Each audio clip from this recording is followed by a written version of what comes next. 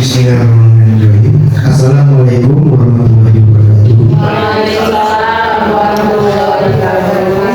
Alhamdulillah, alhamdulillah alamin. Wassalatu wassalamu ala asyrofil anbiya'i wal mursalin wa ala alihi washabihi ajmain. Pertama dan utama, marilah kita menjalankan puja dan puji syukur kita kepada Allah Subhanahu wa taala, yang mana pada siang yang berbahagia ini kita masih diberi kesehatan, diberi kelapangan, sehingga kita masih bisa melaksanakan aktivitas kita sebagaimana biasanya. Salawat beriring salam marilah kita sajikan ke Nabi besar kita, Nabi Muhammad SAW, yang telah membawa kita dari alam jahiliyah menuju alam Islamiyah seperti yang kita sedang pada saat ini.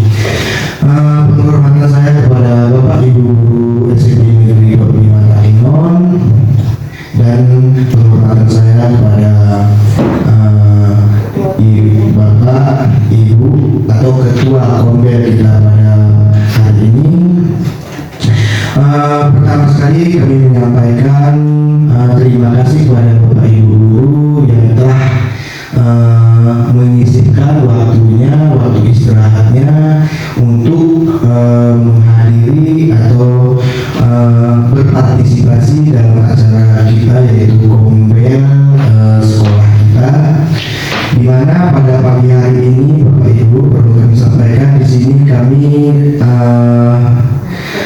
ada tugas dari pembelajaran kami yang sudah lewat, yaitu pembelajaran deep learning atau pembelajaran mendalam, di mana kami di sini Bapak Ibu nantinya menyampaikan materi tentang pembelajaran mendalam ini. Itu ada 3 orang, yang saya sendiri yang pertama, yang kedua ada rekan kami yaitu Ibu Selisa sama Ibu Darmini, Bapak Ibu.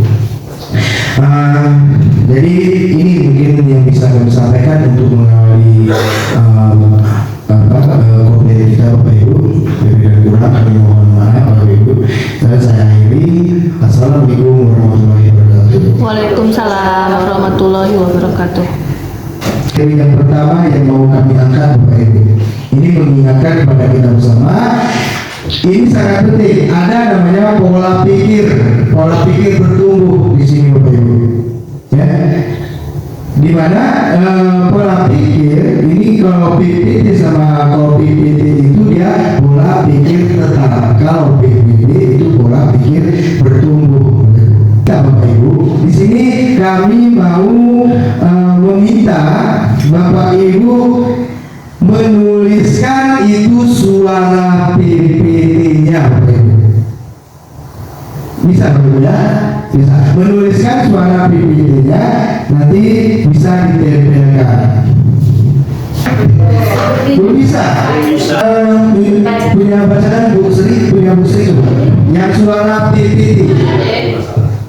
Suara PPT saya di sini, pengen sukses tapi takut menghadapi tantangan. Iya, pengen sukses tetapi takut menghadapi tantangan. Kita, tolong kita. Saat saya kritik, saya akan bilang Allah dari komentar.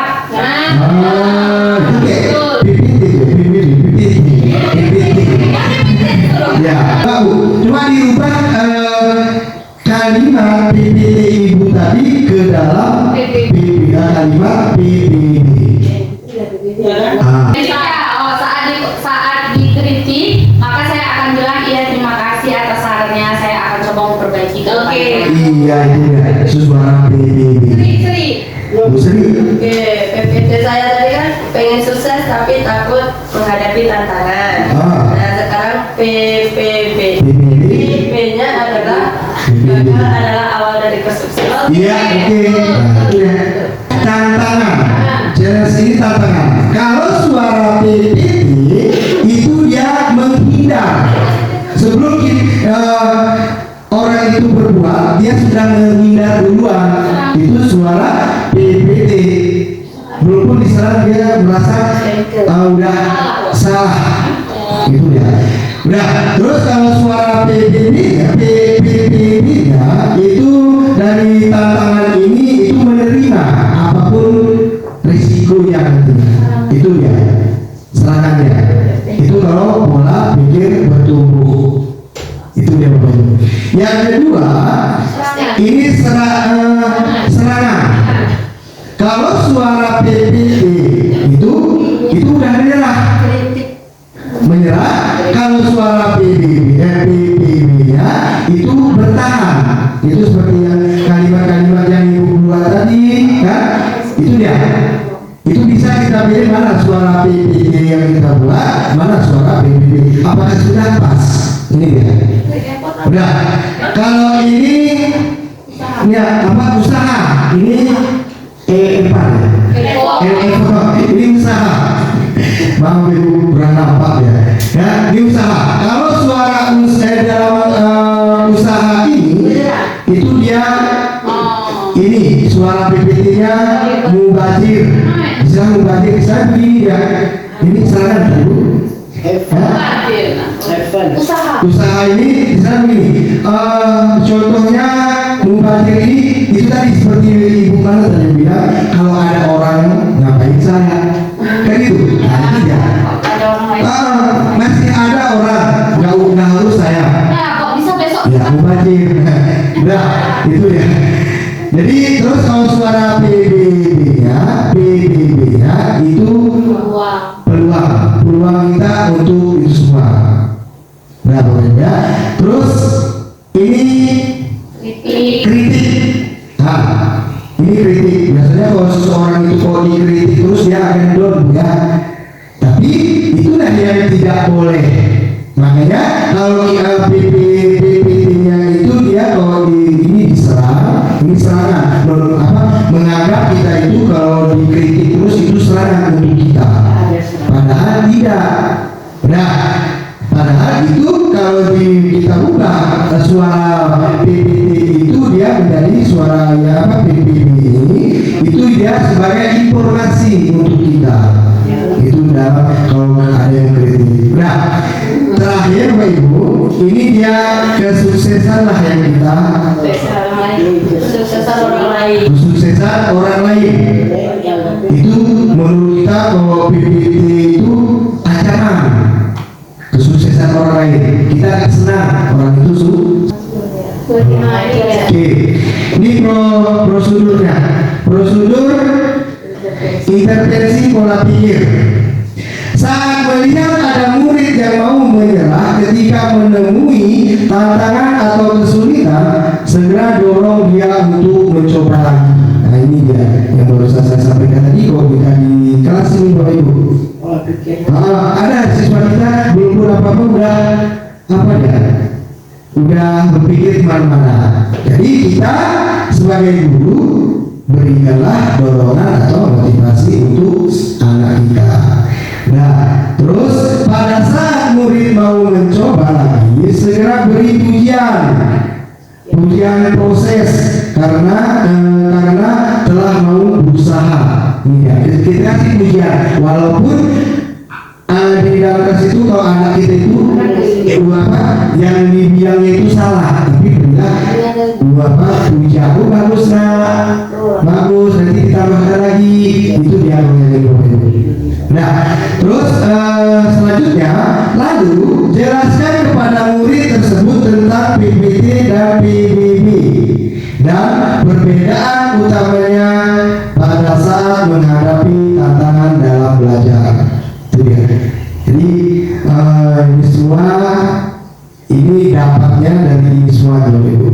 Nah, terus jelaskan kepada murid bahwa berbuat salah merupakan cara otak untuk belajar dan berkembang. Karena kalau tentang pola pikir ini, kalau bercerita tentang otak ini kan anak didiknya kan anak didik kita pun dengan berbeda.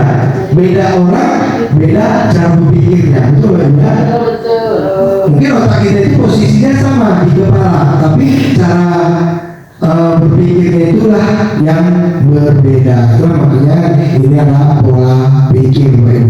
Ini sangat penting. Pola pikir ini dalam proses pembelajaran mendalam ini itu sangat penting sekali karena diapakan itu cara berpikir otak manusia. Assalamualaikum warahmatullahi wabarakatuh. Terima kasih Pak dari wawasan yang telah Bapak berikan tadi.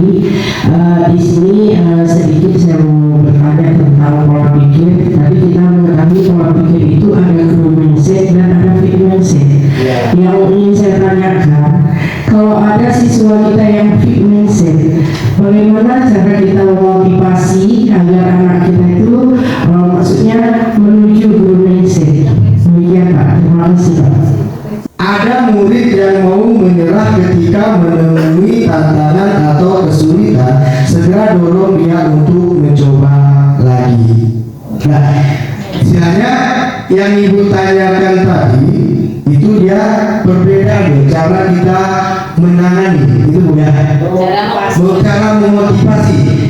Ya, kalau yang namanya memotivasi ini kan memberikan dorongan atau dukungan. Kalau dia Yang PPT Pak. yang PPT. Oke. Selanjutnya kita sambung oleh rekan kami itu pada Ibu dan Bibi kami persilakan. Saya akhiri dengan ucapan wassalamualaikum warahmatullahi wabarakatuh.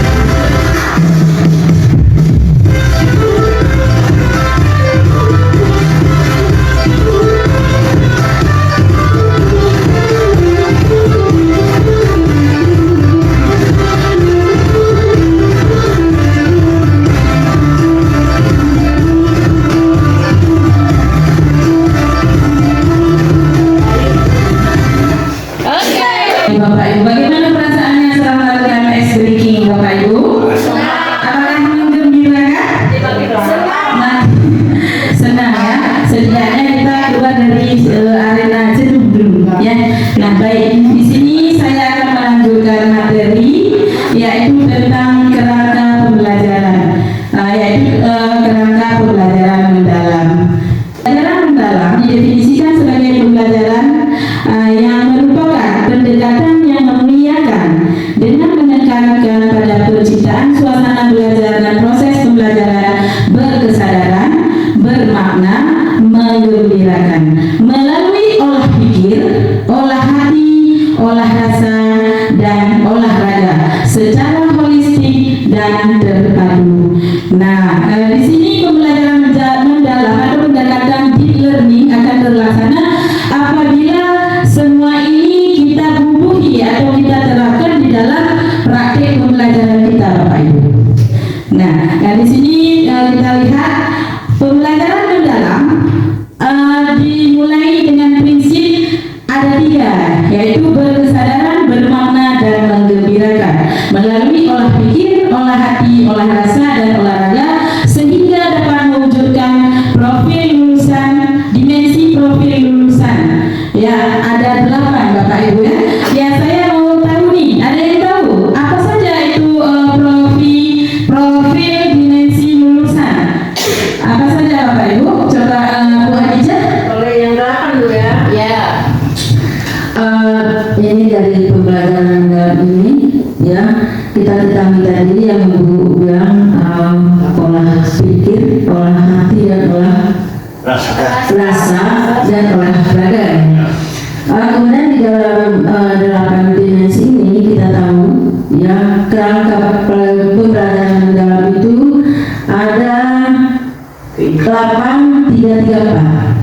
Nah, di 8334 ini dimensi profil lulusan yang pertama, keimanan dan ketakwaan terhadap Tuhan Yang Maha Esa. Yang kedua, kewarganegaraan.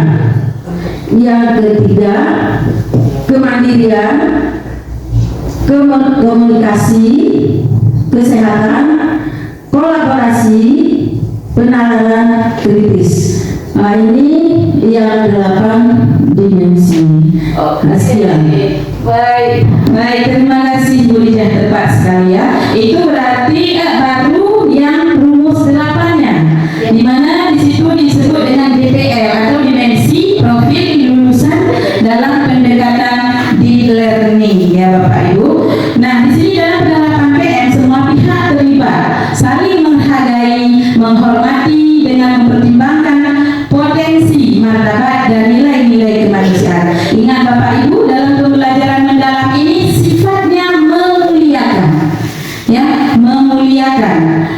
Intinya begini, di dalam proses pembelajaran sifat memuliakan ini itu salah satu contohnya mendengarkan gurunya, mendengarkan pendapat temannya, dan tidak mencemooh jikapun jawaban yang diberikan oleh temannya itu adalah jawaban yang belum tepat. Jadi sifat memuliakan ini diberi kesempatan nanti. Kalau misalnya jawabannya belum benar, maka berilah tanggapan itu yang bersifat membangun, tidak menjatuhkan. Nah, di sini berarti memuliakan pendapat komponen pembelajaran dalam kelas itu, baik gurunya, muridnya, dan teman-teman di dalam kelas itu ya. Kemudian kita lanjut Bapak Ibu. Di sini prinsip pembelajaran mendalam yang pertama itu ada berkesadaran.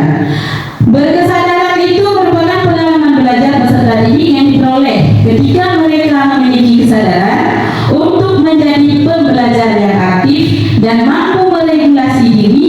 Peserta didik memahami tujuan pembelajaran, termotivasi secara intrinsik untuk belajar, serta aktif mengembangkan strategi belajar untuk mencapai tujuan. Nah, di sini baru dikatakan murid itu berkesadaran jika ketika dalam pembelajaran dia ada rasa itu timbul dari dalam dirinya bahwa dia ingin tahu materi hari ini, bukan karena disuruh-suruh dengar nak dengar, berarti itu belum berkesadaran. Kalau sudah berkesadaran, dia akan mencari tahunya sendiri secara aktif. Oh, misalnya saya masuk materi IPA proses pencernaan makanan. Nah, di situ berkesadarannya di mana? Oh iya ya, pencernaan makanan itu ada yang disebut kimiawi dan mekanik. Yang seperti apa ya yang mekanik? Nah, dia akan mencari tahu sendiri.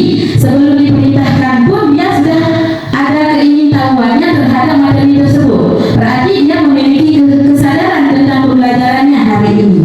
Itu salah satu contohnya. Kemudian bermakna. Bermakna ini lebih ke pengetahuannya. Dia tahu bahwa kalau di sini tadi dia sadar untuk mencari tahu apa itu proses mekanik dalam pencernaan makanan. Nah, di bermaknanya ini, oh begitu, rupanya makanan yang pertama masuk di mulut itu dihancurkan dari kepingan besar menjadi kepingan kecil. Itu artinya proses mekanik. Nah, jadi dia tahu. Jadi bermakna ini pengetahuannya sudah ada, ya, dari materi yang kita sampaikan. Kemudian menggembirakan, pembelajaran yang menggembirakan ini bisa jadi nanti untuk mempraktekkan misalnya dalam proses pembelajaran ini, dalam menerapkan prinsip pembelajaran mendalam tadi itu melalui olah pikir. Berarti di sini merupakan proses pendidikan yang berfokus pada pengasahan akal budi dan kemampuan kognitif seperti kemampuan untuk memahami, menganalisa, dan memecahkan masalah. Ini dituntut untuk berpikir, prosesnya tadi berpikir. Kemudian olah rasa, olah hati. Nah, proses olah hati ini adalah proses pendidikan untuk mengasah kepekaan batin, membentuk budi pekerti, serta menanamkan nilai-nilai moral dan spiritual. Berarti ini dan ini semua ini saling berhubungan.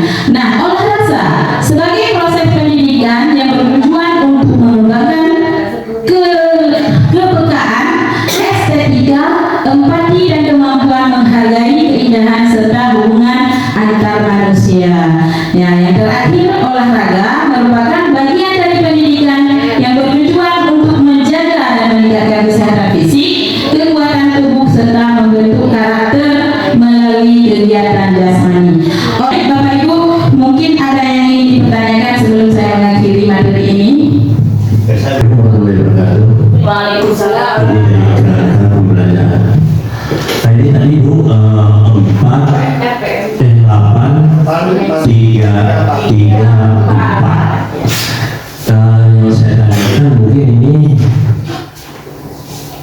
8 ini dengan yang taklim 8 Dan 4 ke belakang.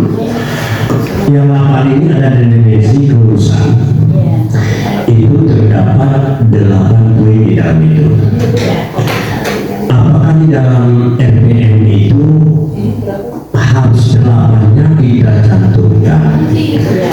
Dan apakah ada hubungannya dengan yang keempat yang di bawah?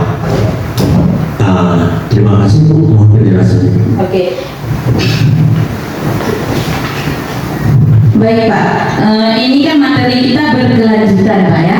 Karena di sini saya menyinggung kerangka dan sudah menyebutkan kerangkanya, tidak masalah ada pertanyaannya. Sebenarnya ini nanti akan dijelaskan lebih detail lagi di materi selanjutnya. Tapi untuk dasarnya saya akan menjawab ya Pak sedikit antara hubungan antara 8 dimensi dengan 4 kerangka dari Pak ya. Dengan 4 praktik kerangka pembelajaran. Itu kalau menurut saya itu berhubungan Pak. Nah, kalau untuk dalam RPM-nya apakah ke-8-nya ini harus dicantumkan? Tidak Pak ya, disesuaikan saja. Minimal berapa Bu? Bisa 2? Lebih dari 2. Di sini kan ada 8. Kalau Bapak mencantumkan 8-nya, berarti RPM Bapak itu akan banyak halamannya Pak. Ya, dan tidak semua materi itu ada hubungannya dengan 8 dimensi ini. Misal materi IPA bagian menghitung kalori, ya, makanan sehat menghitung kalori. Di mana keluarga negaraan di situ? Kan tidak ada Pak ya. Berarti tidak perlu dicantumkan. Atau dalam RPM boleh cantumkan ke-8-nya, tapi centang saja atau warnai saja atau tandai apa sajalah, apa saja yang termasuk dalam RPM itu Pak. Tidak perlu semua. Kemudian hubungannya, kalau memang di sini nanti kita milih profil yang 8 itu ada kemitraan tadi ya kan, berarti kemitraan di sini kan ada kolaborasi Pak, bekerja sama dengan instansi lain, itu termasuk Pak ya. Nah itu saja Pak, mungkin lebih detailnya nanti bisa dilanjutkan oleh Bu Risa. Demikian saja pemaparan materi bagian kerangka pembelajaran. Sekian materi dari saya tentang kerangka pembelajaran dalam. Selanjutnya kita akan mendengarkan materi dari Bu Risa tentang asesmen pembelajaran. Assalamualaikum warahmatullahi wabarakatuh.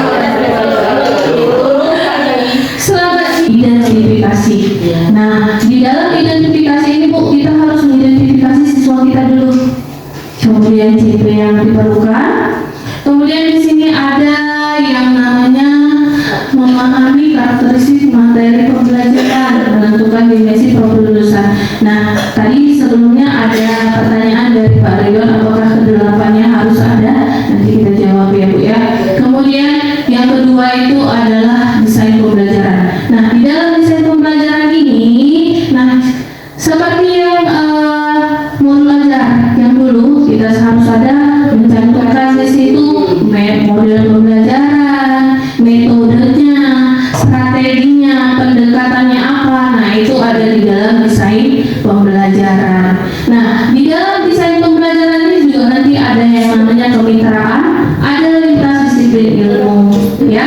Kemudian yang pengalaman belajar. Nah, di dalam pengalaman belajar ini ada 3, yaitu memahami, mengaplikasi, dan merefleksi. Nah, setelah kita melakukan ini Bapak Ibu, kegiatan yang kita lakukan nih, apakah kita nggak perlu untuk mengetahui penilaian dari siswa? Perlu nggak kira-kira? Perlu ya Bapak Ibu. Jadi setelah kita melakukan istilahnya ini kegiatan, ya kegiatan awal, inti, dan akhir. Nah, harus ada yang namanya asesmen. Asesmen ini dia penilaian. Nah, di dalam asesmen ini adalah yang membedakan dengan modul ajar yang sebelumnya. Di sini di dalam pembelajaran mendalam itu asesmen dibagi menjadi 3. Asesmen awal, asesmen proses, dan asesmen akhir, ya Bapak Ibu ya. Nah, jika dulu mungkin kita hanya melakukan yang namanya asesmen awal, biasanya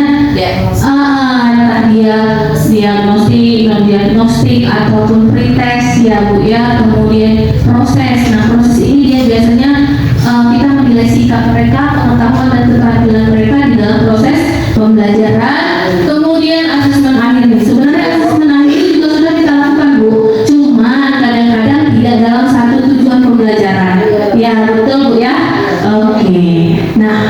lanjut dulu. Yang membedakan lagi kita di dalam pembelajaran mendalam ini adalah kalau dulu kita menggunakan taksonomi belum, sekarang kita menggunakan taksonomi solo. Oke, ya Bapak Ibu, ini yang lebih pahamnya. Oke, nah kalau dia di dalam taksonomi solo ini ada 1, 2, 3, 4, ada 4 level yang harus kita ketahui bahwa di dalam taksonomi solo ini tidak semuanya itu termasuk ke dalam taksonomi solo. Oke, ini ada kata kerjanya. Yang paling rendah itu adalah unistruktural, multistruktural, relasional, abstrak, meluas. Nah, ini yang paling rendah itu di dalam pembelajaran mendalam adalah unistruktural. Ya, artinya dia semakin meningkat. Tapi Bapak Ibu, untuk di dalam menentukan taksonomi solo di dalam RPN kita itu sesuaikan dengan kemampuan dan minat siswa. Jangan melihat di sini ada yang tulisannya opsional. Ada ya? Ada nggak Bu?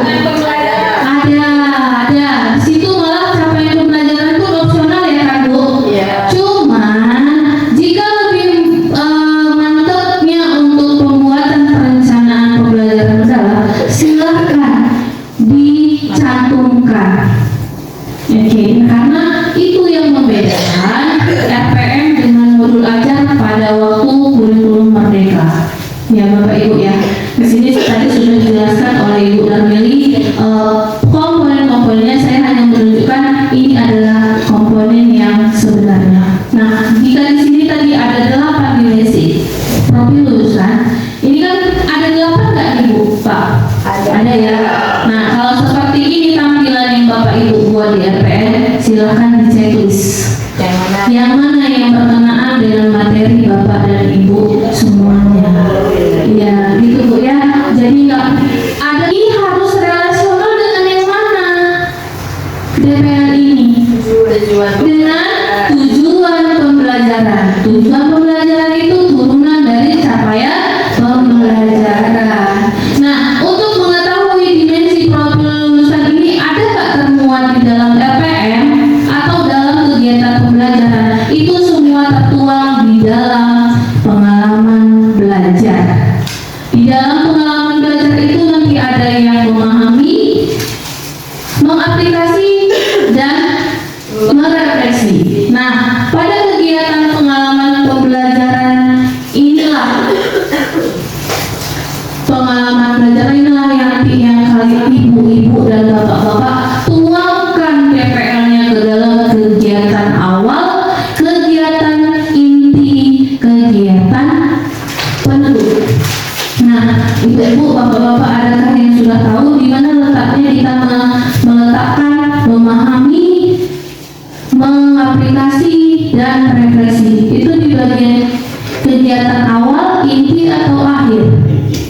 Inti, ya benar sekali. Di dalam kegiatan inti itu harus ada yang namanya memahami, mengaplikasi, dan merefleksi. Nah, saya nanya lagi.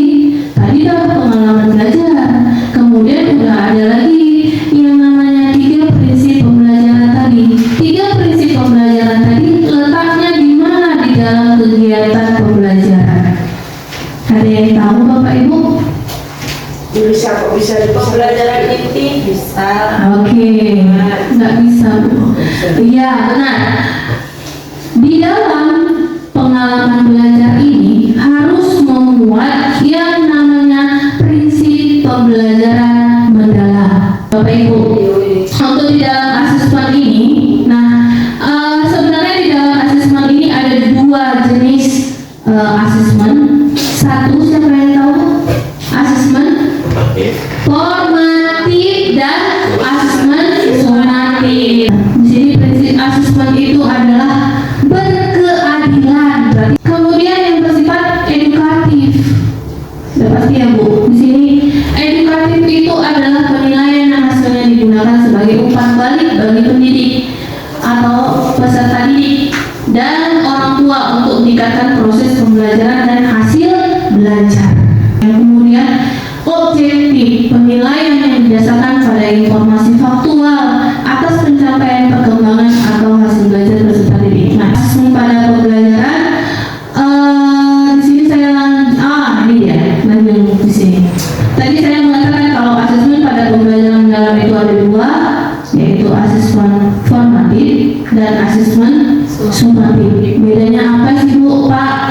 Kemudian kita lihat ke depan.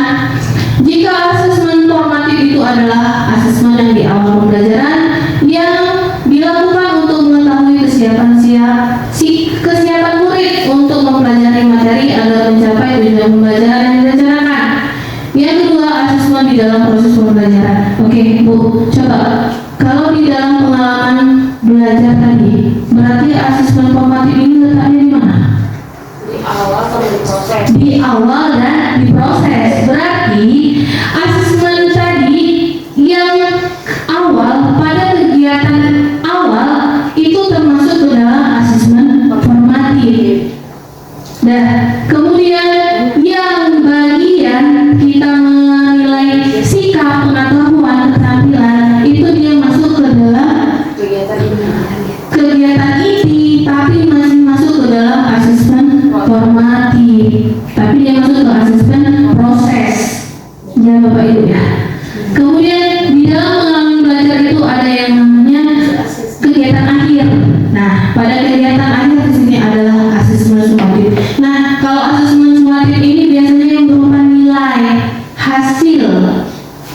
Ya, di sini misalnya kenaikan kelas, kelulusan, nah itu dia. Rubrik tadi jangan lupa Bapak Ibu, kan kita memasukkan DPL tadi di dalam pengalaman belajar. Jadi di dalam rubrik tadi paling tidak itu salah satu dari DPL ada rubrik penilaiannya. Gitu ya. Ini ada asesmen pada pembelajaran mendalam. Ada yang bersifat autentik dan ada yang bersifat holistik. Di dalam yang autentik ini adalah penilaian yang mempresentasikan realitas kehidupan dan konteks sehari-hari, berfokus proses dan produk belajar dalam konteks yang nyata dan bermakna, bertujuan mengukur kompetensi nyata seperti pemecahan masalah, berpikir kritis, berpikir kreatif, kolaborasi dan komunikasi. Nah, ini dia artinya asesmen yang kita buat itu harus bersifat autentik, artinya nyata. Ada dia kaitannya dengan kehidupan sehari-hari. Dia adalah contoh dari teknik asesmen. Ada observasi, ini contohnya, ada proyek, ada tes lisan, penugasan, tes tertulis. Nah, ini semua adalah contoh-contoh dari asesmen formatif dan sumatif. Nah, kalau satu contohnya penilaian diri. Penilaian diri ini termasuk asesmen sumatif atau formatif? Formatif, ya. Kalau saya ambil di sini tes tertulis, apakah ini termasuk tes asesmen sumatif atau formatif? Sumatif. Berarti Bapak Ibu udah paham. Nah, ucapkan terima kasih kepada Bapak Ibu